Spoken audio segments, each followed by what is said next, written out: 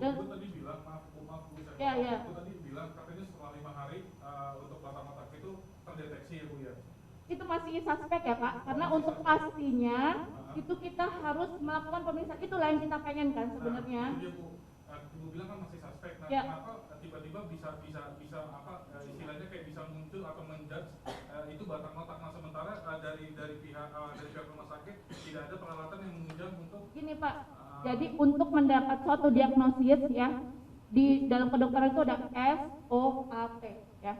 Jadi nggak bisa nih, oh batuk, COVID nih, oh demam, oh ini COVID nih, nggak bisa begitu. Semuanya harus sesuai. Jadi ada dari anamnesis itu tanya jawab ya. Kalau misalnya kondisi adik kemarin dia sudah tidak bisa ditanya, tapi dilihat dari yang ininya.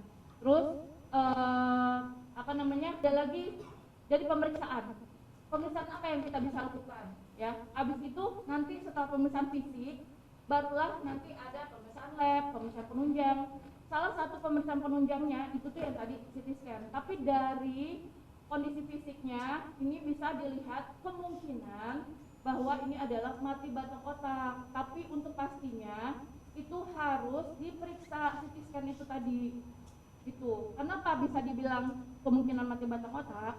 Karena dari saturasi oksigen ketika ventilator itu kita coba agak turunkan, itu tidak ada nafas spontan gitu.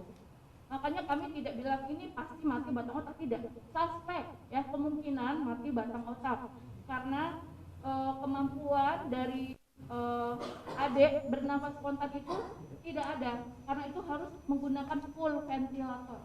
Terkait tadi Ibu bilang ada miskomunikasi sehingga proses rujukan agak terlambat ya. Miskomunikasi itu seperti apa bentuknya? Apakah memang tidak ada komunikasi dengan keluarga dari awal atau memang antar manajemen yang tidak tahu bahwa ada kasus seperti ini? Oh tidak, bukan begitu. Jadi pada awalnya yang ada itu hanya ibu pasien ya. Ayah pasien itu sedang berlayar di luar negeri. Nah, memang dari awal diminta untuk segera pindahkan, tapi kondisi anak dari awal itu non transferable, jadi tidak memungkinkan untuk dipindahkan. Nah, segala risiko semuanya sudah diberitahu, tapi mungkin yang namanya anak sedang kondisi begitu ya, gimana ya? Mungkin tetap pengen berusaha gitu. Di sana mungkin miskomunikasinya seharusnya dari kami ini bisa dari kami hanya bisa misal menyediakan fasilitas untuk pemindahan, misalnya dengan membawa ambulans, kita menyediakan ambulans yang sesuai ya speknya, maksudnya ada ventilatornya di sana dan tim medisnya, lalu mencari rujukan ya.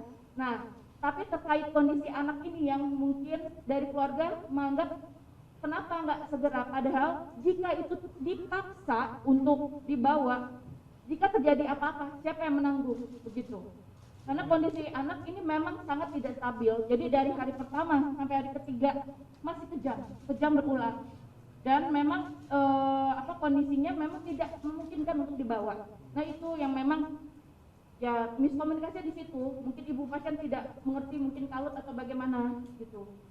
Untuk rujukannya sendiri kenapa sampai 80 sudah kita cari ya, tapi masih banyak yang belum menerima, itu alasan mereka apa ya? Ya alasannya tidak bisa membantu. Ya mungkin karena kondisi dari keluarga dari anak yang memang non transferable ini beresiko sekali nyampe di sana, dan mungkin lanjutannya memang ya Bapak tahu sendiri ini ada kasus hukum ya. Jadi di mana-mana rumah sakit tidak mau menerima karena mungkin takut terbawa-bawa. Itulah kesulitan kami sebenarnya. Kami sudah berupaya berdiskusi dengan keluarga pasien. Ini sudah viral. Jadi rumah sakit manapun pasti worried ya, nanti kena getahnya lah istilahnya gitu ya, karena kan ya kita nggak tahu ya bagaimana nanti akhirnya di sana, karena itu sebenarnya kesulitan kami. Kalau untuk standar perawatan pasien insya Allah sudah sesuai ya dengan kondisi pasien, cuma kan memang kita terkendala di alat-alat penunjang pemeriksaan seperti MRI, CT scan memang tidak ada. Nah itulah yang memang guna untuk menunjukkan, untuk mengetahui lebih jauh apa penyebabnya. Yang tadi itu kan ada pemeriksaan penunjang yang memang harus dilakukan dan itu tidak bisa di sini karena kami hanya rumah sakit tipe C C. Dan untuk rumah sakit tipe C sendiri, fasilitas seperti ini insya Allah memang sudah sesuai. Gitu. Karena tidak ada peralatan CT scan-nya ya? Iya, dan CT scan itu tidak harus ada di rumah sakit tipe C. Ya.